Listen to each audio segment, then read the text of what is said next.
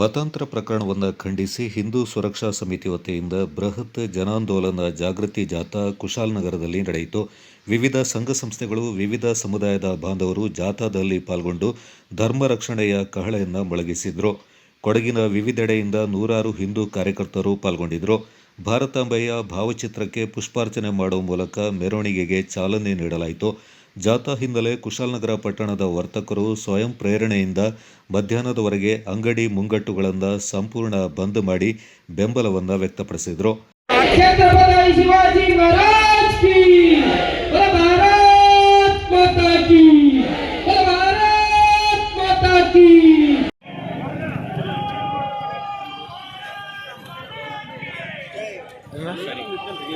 ಅಲ್ಲಿ ಸರ್ಕಲ್ ಅಲ್ಲಿ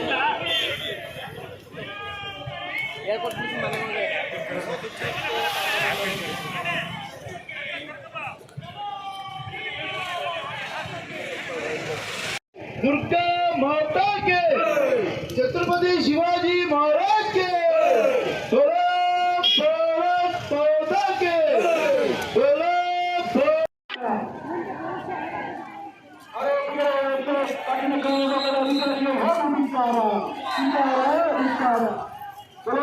भारत माता की वंदे वंदे मातरम मातरम वंदे मातरम बोलो भारत माता।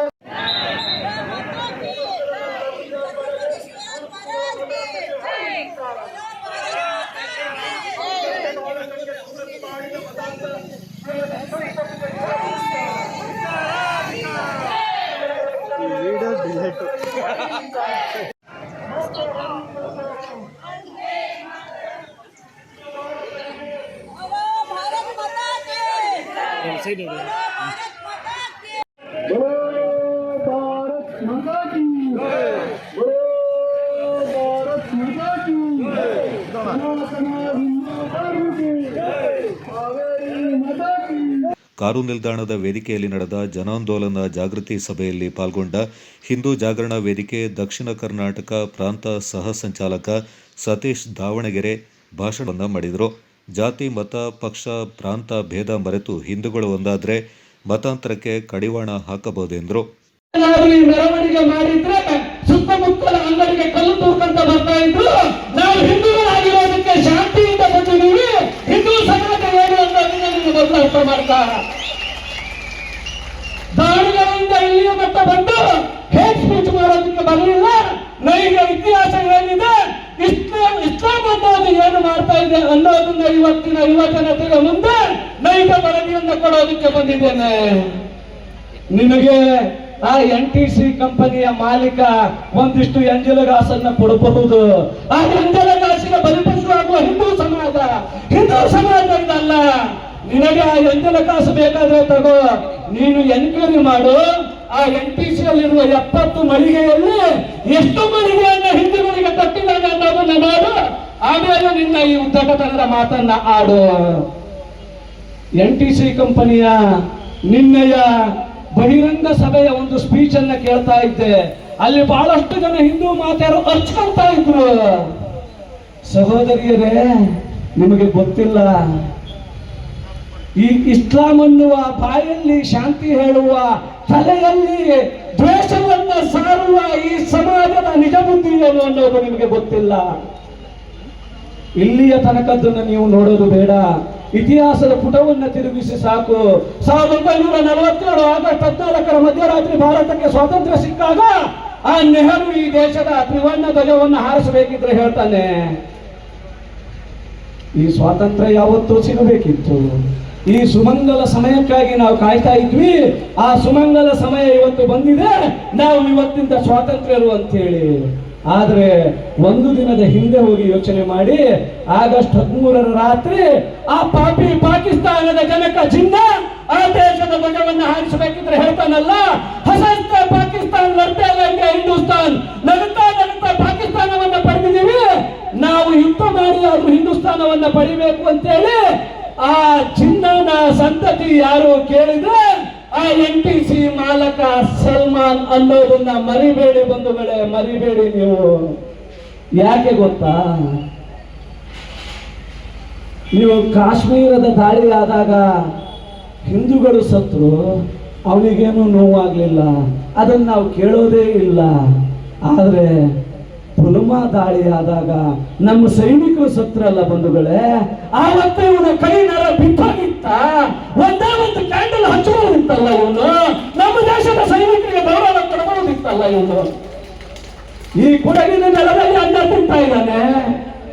ಕೊಡಗು ಯಾವುದು ಕೇಳಿದ್ರೆ ಸೈನಿಕರ ತವರೂರು, ಒಂದು ಕ್ಯಾಂಡಲ್ ಹಚ್ಚಿ ಶ್ರದ್ಧಾಂಜಲಿ ಮಾಡಬಹುದಿತ್ತಲ್ಲ, ಆವತ್ತು ಸತ್ತಿದ್ದ. 1 ಲಕ್ಷ ಪ್ರತಿ ತಿಂಗಳು 1 ರಿಂದ 1.5 ಲಕ್ಷ ಬಾಡಿಗೆಯನ್ನು ತೆಗೆದುಕೊಳ್ತಾನೆ. ಆ ಬಾಡಿಗೆ ಅಷ್ಟೊಂದು ಜಾಸ್ತಿ ಯಾಕೆ ಬರುತ್ತೆ ಕೇಳಿದ್ರೆ ಬಂಧುಗಳೇ, ಅದು ಈ ನಾಡಿನ ಪ್ರವಾಸೋದ್ಯಮ ಕೇಂದ್ರ ಆಗಿರೋದಕ್ಕೆ ಇಲ್ಲಿರುವ ಅಧಿಕಾರಿಗಳಿಗೆ ನಾಚಿಕೆ ಆಗಬೇಕು. 8 ಕಾಸನ್ನ ಹಿಡ್ಕೊಂಡು ಅಲ್ಲಿನ ಗೇಟ್ಗಳಲ್ಲಿ ಓಪನ್ ಇರಬೇಕು, ಅದನ್ನ ಕ್ಲೋಸ್ ಮಾಡಿ ಇವನ್ನ ಮಳಿಗೆ ಮೂಲಕ ಕಳಿಸಿದಾರಲ್ಲ, ಆ ಅಧಿಕಾರಿಗಳಿಗೆ ನಾವು ಹೇಳಬೇಕು ಮೊದಲು ಧಿಕ್ಕಾರವನ್ನ, ಅಧಿಕಾರಿಗಳಿಗೆ ನಾವು ಹೇಳಬೇಕು ಮೊದಲು ಧಿಕ್ಕಾರವನ್ನ. ಹಿಂದೂ ಸುರಕ್ಷಾ ಸಮಿತಿ ಸಂಚಾಲಕ ಬಿ ಅಮೃತ್ ರಾಜ್ ಮಾತನಾಡಿ, ಮತಾಂತರದ ವಿರುದ್ಧ ಜಾಗೃತಿ ಜಾಥಾ ಯಾವುದೇ ಒಂದು ವರ್ಗದ ವಿರುದ್ಧ ಅಲ್ಲ.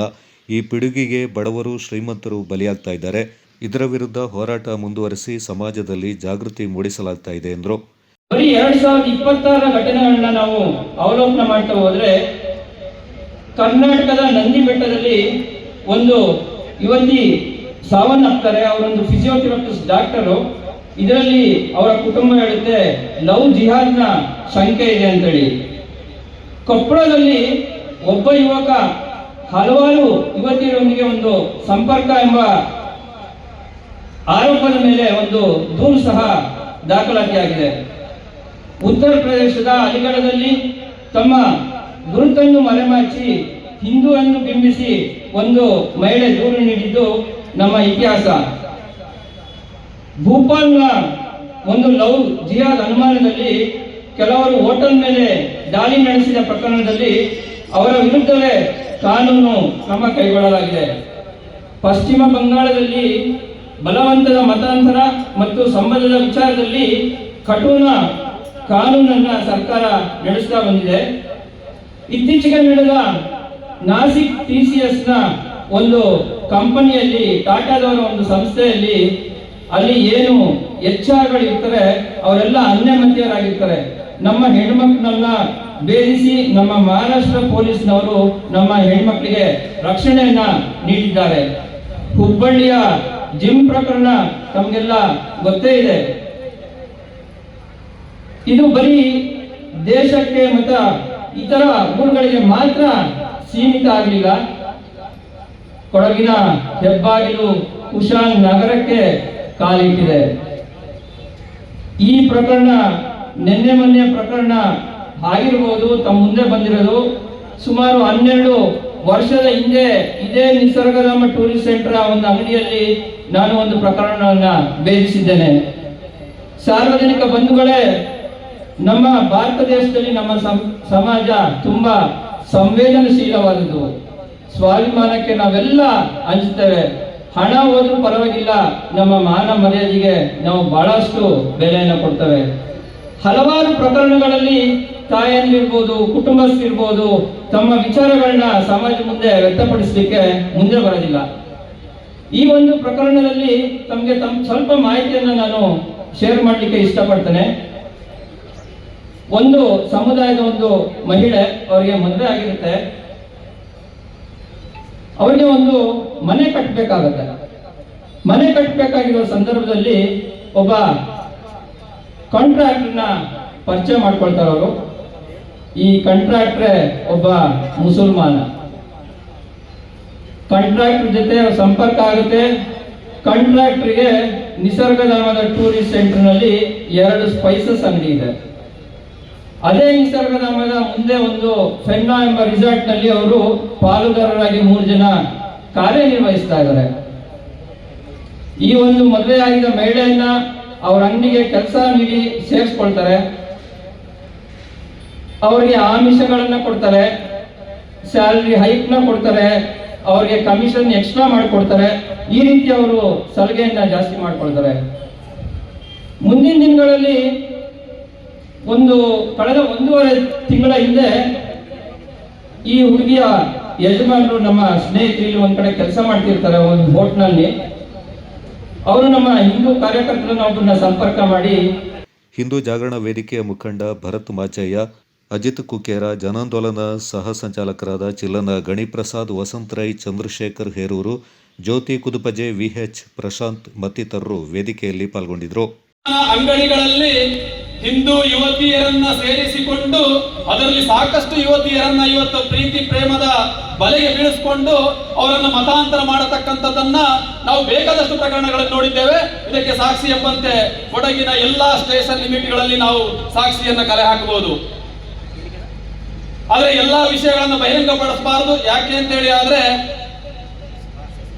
ಅವರಿಗೆ ಆದಂತ ಅವರದೇ ಗೌರವ ಇರ್ತದೆ, ಮನೆತನ ಇರ್ತದೆ. ಈ ಒಂದು ಗೌರವವನ್ನು ಕಾಪಾಡಿಕೊಳ್ಳತಕ್ಕಂಥ ದೃಷ್ಟಿಯಿಂದ ನಾವೆಲ್ಲರೂ ಕೂಡ ಕೆಲವು ವಿಚಾರಗಳನ್ನು ಬಹಿರಂಗಪಡಿಸುವುದಿಲ್ಲ.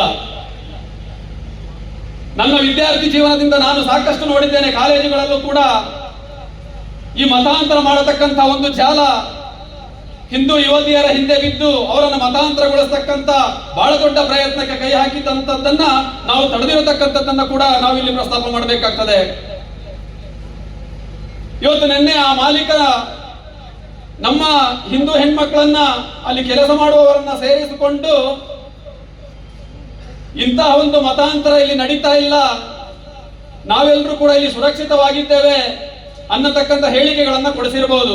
ಆ ಮಾತಾಡಿರತಕ್ಕಂಥವ್ರು ಮತ್ತೆ ಅಲ್ಲಿದ್ದಿರತಕ್ಕಂಥವ್ರು ಅವ್ರ ಮೇಲೆ ನಮಗೆ ಅನುಮಾನ ಇಲ್ಲ, ಅವರು ಸರಿ ವ್ಯವಸ್ಥೆ ಒಳಗಡೆ ಸರಿ ಇರಬಹುದು. ಆದ್ರೆ ಇಡೀ ಕೊಡಗಿನಲ್ಲಿ ಅದೇ ವಾತಾವರಣ ಇದೆ ಅನ್ನೋದಾದ್ರೆ ಅದು ಸಾಧ್ಯವೇ ಇಲ್ಲ. ಇವತ್ತು ಈ ಕೊಡಗಿನ ನೆಲದಲ್ಲಿ ಈ ಹಿಂದೆ ಒಂದು NIA ಮೂಲಕ ಒಂದು ಪ್ರಕರಣ ಬಯಲಿಗೆ ಬಂದಿದೆ. ಈ ಕೊಡಗಿನ ಹಿಂದೂ ಹೆಣ್ಮಗಳನ್ನ ಲವ್ ಜಿಹಾದ್ನ ಬಲೆಗೆ ಬೀಳಿಸಿ ಬಂಟ್ವಾಳದ ಯುವಕ ಮದುವೆ ಆಗ್ತಾನೆ. ಬಂಟ್ವಾಳದ ಯುವಕ ಮದುವೆ ಆದ ನಂತರ ಆ ಯುವತಿಯನ್ನ ಐಸಿಸ್ ಚಟುವಟಿಕೆಗಳಲ್ಲಿ ಗುರುತಿಸಿಕೊಂಡಿದ್ದನ್ನ ನಾವು NIA ತನಿಖೆ ಮೂಲಕ ನಾವು ನೋಡಿದ್ದೇವೆ. ಹಾಗಾದ್ರೆ ಇದು ಲವ್ ಜಿಹಾದ್ ಅಲ್ವಾ? ಅಂತ ಸಂದರ್ಭದಲ್ಲಿ ನಡೆದಿರ್ತಕ್ಕಂಥ ಘಟನೆಯನ್ನ ಯಾಕೆ ನಿನ್ನೆ ಈ ಮಾಲೀಕ ನೆನಪು ಮಾಡಿಕೊಳ್ಳಲಿಲ್ಲ? ಆ ಅಸ್ಲಾಂ ಅನ್ನತಕ್ಕಂಥ ಮಾಲೀಕ ಇವತ್ತು ತನ್ನ ವ್ಯಾಪಾರಕ್ಕೋಸ್ಕರವಾಗಿ ಈ ರೀತಿಯಾದಂತ ದಿಕ್ಕು ತಪ್ಪಿಸ್ತಕ್ಕಂಥ ಪ್ರಯತ್ನವನ್ನ ಮಾಡ್ತಾ ಇದ್ದಾರೆ. ಆದ್ರೆ ಯಾವೊಬ್ಬ ಮುಸಲ್ಮಾನ ಕೂಡ ಈ ದೇಶದಲ್ಲಿ ಆಗತಕ್ಕಂಥ ಇಸ್ಲಾಮೀಕರಣವನ್ನ ಇವತ್ತು ಕೂಡ ವಿರೋಧವನ್ನ ಮಾಡಲಿಲ್ಲ. ಆ ವ್ಯಕ್ತಿಗೆ ಈ ಹಿಂದೆ ಲವ್ ಜಿಹಾದ್ ಪ್ರಕರಣಗಳು ಕಂಡಾಗ್ಲೂ ಕೂಡ ಅದನ್ನ ವಿರೋಧ ಮಾಡಬಹುದಿತ್ತಲ್ಲ. ಹಾಗಾದ್ರೆ ಸಿದ್ದಾಪುರದಲ್ಲಿ ಸುಮಾರು 3 ತಿಂಗಳ ಹಿಂದೆ ನಾವು ಭಾರಿ ದೊಡ್ಡ ಬೃಹತ್ ಪ್ರತಿಭಟನೆಯನ್ನ ಮಾಡೋದು. ಒಂದು ಹಿಂದೂ ಹೆಣ್ಣುಮಗಳನ್ನ ಲವ್ ಜಿಹಾದ್ಗೆ ಬೆಳೆಸಿ ಆ ಹಿಂದೂ ಹೆಣ್ಣುಮಗಳನ್ನ ಮುಸ್ಲಿಂ ಆಗಿ ಮತಾಂತರ ಮಾಡಿ ಮದುವೆ ಆಗಲಿಕ್ಕೆ ಪ್ರಯತ್ನ ಪಟ್ಟಂತ ಸಂದರ್ಭದಲ್ಲಿ ಇಡೀ ಹಿಂದೂ ಸಮಾಜ ಆಕ್ರೋಶಭರಿತವಾಗಿ ಅವತ್ತು ವಿರೋಧವನ್ನ ಮಾಡಿತು. ಆಗ ಈ ನಿಸರ್ಗಧಾಮದ ಮಾಲೀಕ ಎಲ್ಲಿ ಹೋಗಿದ್ದ? ಆ ಲವ್ ಜಿಹಾದ್ ಅನ್ನು ಖಂಡನೆ ಮಾಡಬಹುದಿತ್ತಲ್ಲ. ಕಾಶ್ಮೀರದ ಕಣಿವೆಯಲ್ಲಿ 28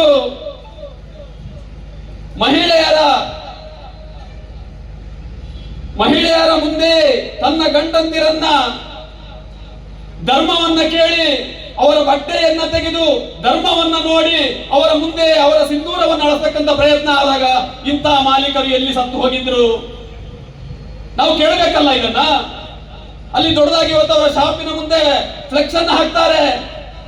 ನಾವೆಲ್ಲರೂ ಕೂಡ ಶಾಂತಿ ಸೌಹಾರ್ದತೆಯಿಂದ ಬದುಕಬೇಕು, ನಾವೆಲ್ಲರೂ ಕೂಡ ಇಲ್ಲಿ ಒಂದಾಗಿ ಬದುಕಬೇಕು, ನಮ್ಮಲ್ಲಿ ಯಾವುದೇ ತಾರತಮ್ಯ ಇರಬಾರದು. ಹಾಗೆ ಹೇಳತಕ್ಕಂಥವ್ರು ಈ ಕಾಶ್ಮೀರದ ಘಟನೆಯನ್ನ ಯಾಕೆ ವಿರೋಧ ಮಾಡಲಿಲ್ಲ?